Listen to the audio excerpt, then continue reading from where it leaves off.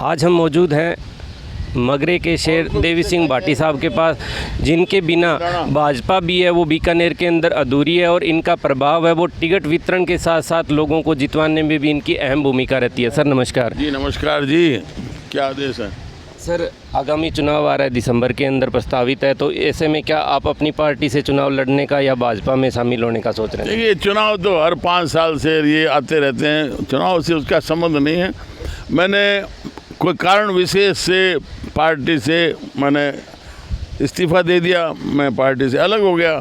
मैं मेरे सार्वजनिक जीवन के हिसाब से जो समाज की आवश्यकता है, जो जैसा मैं सही समझता हूँ उसमें लगा हुआ हूँ।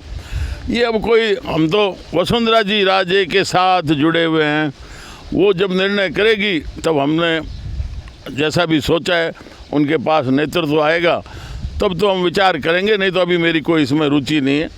और चुनाव लड़ना नहीं लड़ना ये परिस्थितियों के ऊपर निर्भर करेगा, क्या परिस्थितियाँ बनती है। सर जैसे चुनाव नज़दीक आ रहा है, एक बार बीच के अंदर अफवाह फैली थी कि भी देवी सिंह भाटी साहब है वो आरएलपी या आरएलपी देवी सिंह भाटी साहब का है वो दामन थामने जा रही है, इसमें क्या सच्चाई है सर? नहीं, इसमें ना तो मेरी किसी आरएलपी वालों से बात हुई है और ना इस प्रकार से कोई कहीं निमंत्रण मिला है, ना मुझे जाना है।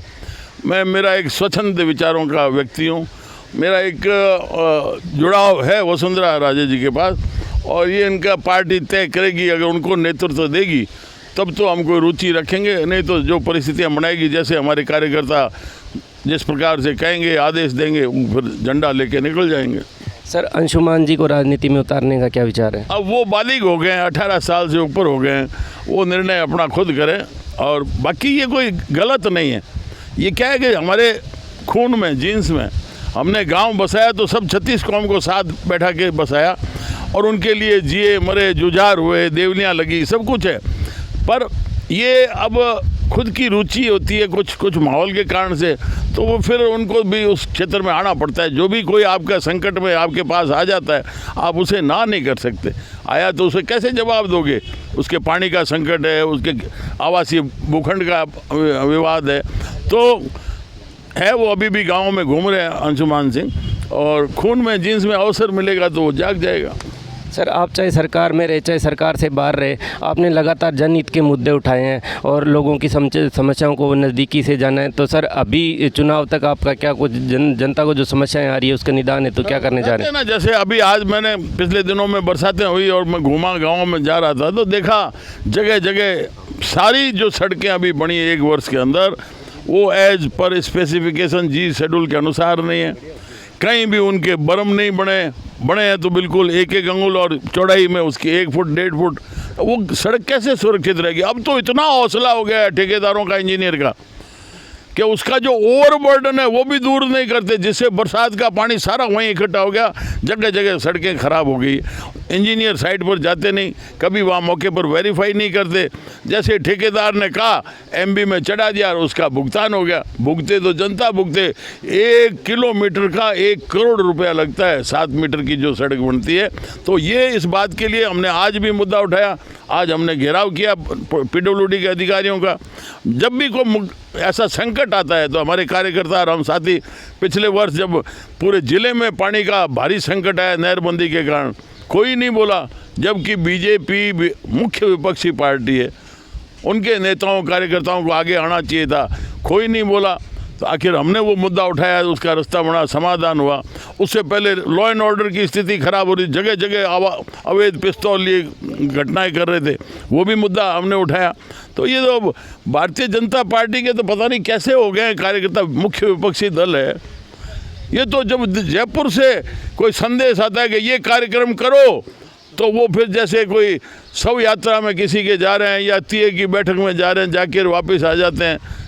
जनता की आवाज़ उठानी चाहिए, विपक्ष में हो, आप सार्वजनिक जीवन में हो, तो आप इस प्रकार से कैसे यार घर बैठे रहते हो? मुद्दे उठाने चाहिए, लड़ना चाहिए। सर बीकानेर के अलावा आप पूरे प्रदेश भर के अंदर आपकी फ़ोटो गाड़ियों के ऊपर देखते हैं और युवा आपको प्रेरणा स्रोत मानते हैं, आप खुद को कितना गौरवान्वित महसूस करते हैं? सर नहीं करता हूँ, वो अभी मैं बताऊँ, फ्रेम देना। ये अब सवाल ऐसा है आपके कार्यशैली से, मैं कह दूँ मेरा रंग पीला केसर जैसा गोरा है, मेरे कहने से नहीं होगा।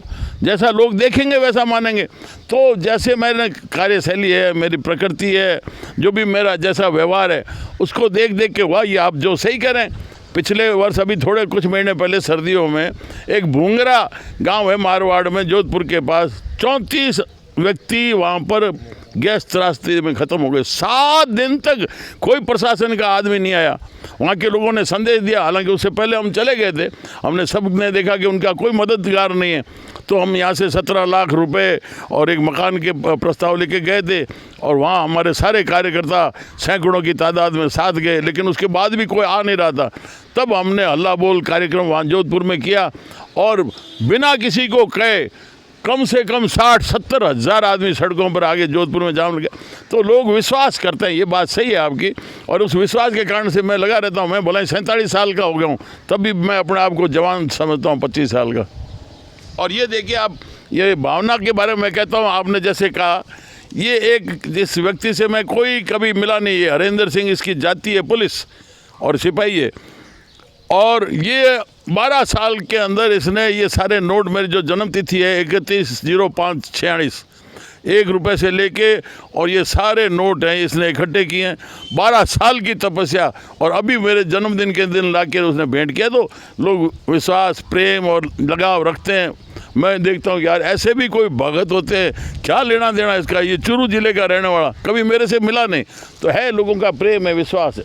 सर, हम भी उम्मीद करते हैं कि आप लोगों की जन समस्याओं को उठाते रहेंगे, और लोग है वो लगातार लोगों के दिलों पे राज करते रहेंगे। ये थे हमारे साथ देवी सिंह जी भाटी साहब। मैं खबर फास्ट के लिए अजय डेलू, बीकानेर, राजस्थान।